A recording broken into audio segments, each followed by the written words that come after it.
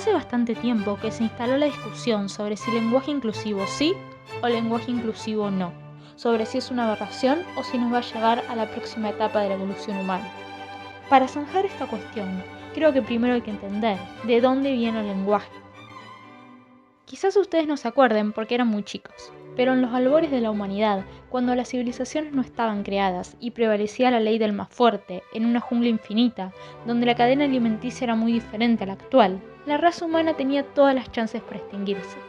No eran ni los más fuertes ni los más veloces, su cuero no era el más duro y si bien en un momento estuvieron cubiertos de pelo, tampoco aguantaban muy bien las temperaturas extremas.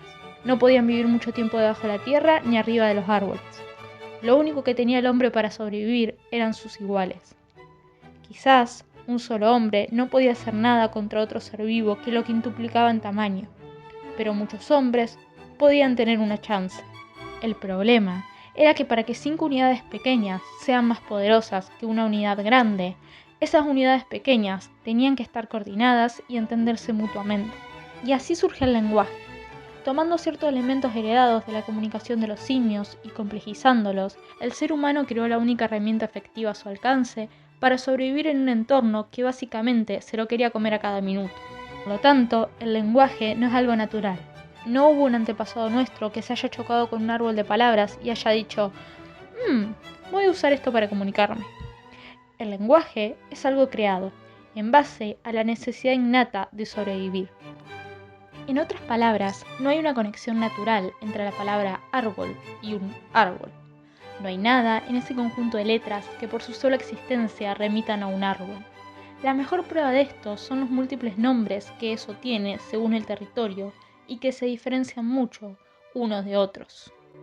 Y esto se da porque según Saussure, el padre de la lingüística, el lenguaje es un conjunto de convenciones previamente establecidas de forma arbitraria, según lo haya requerido el contexto de su surgimiento, y por lo tanto está compuesto de 2 caras, la lengua y el habla.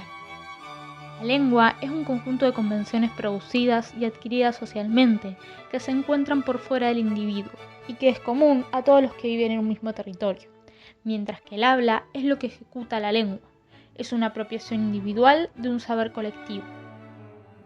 Y en consecuencia va a tener tantas formas como personas las hablen.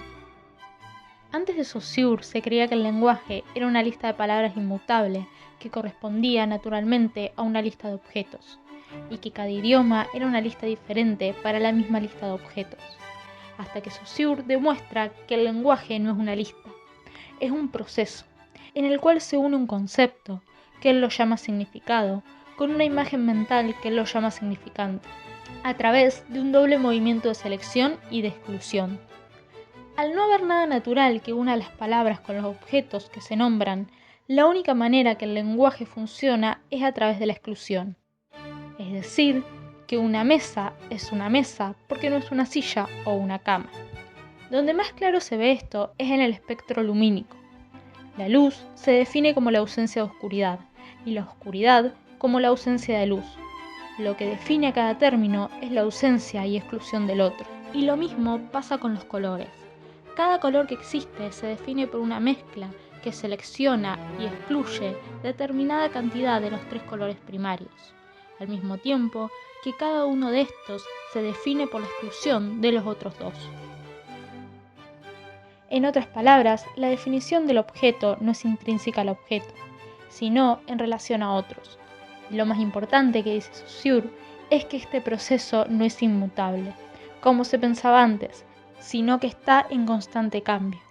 Más precisamente, dice que la lengua es radicalmente incapaz de defenderse contra los factores que desplazan minuto tras minuto la relación entre significado y significante. Es una de las consecuencias de la arbitrariedad del signo. Entonces, volviendo a la pregunta inicial, ¿deberíamos cambiar las palabras al hablar? La respuesta desde la lingüística es sí, básicamente por 2 motivos. En primer lugar, como lo dijo el padre de la lingüística, el lenguaje siempre cambia. Cambió antes y va a seguir cambiando, porque es una herramienta, y como tal, se tiene que ajustar a las necesidades de quien la usa, y en consecuencia, y como segundo motivo, las personas no tienen que estar al servicio del lenguaje custodiándolo, sino que es el lenguaje el que tiene que estar al servicio de las personas. Ahora, la pregunta que queda por responder es si queremos usar esa herramienta para hacer que las personas no se sientan excluidas y respetar las formas en que quieren ser nombradas o no. Y eso lo dejo a tu criterio.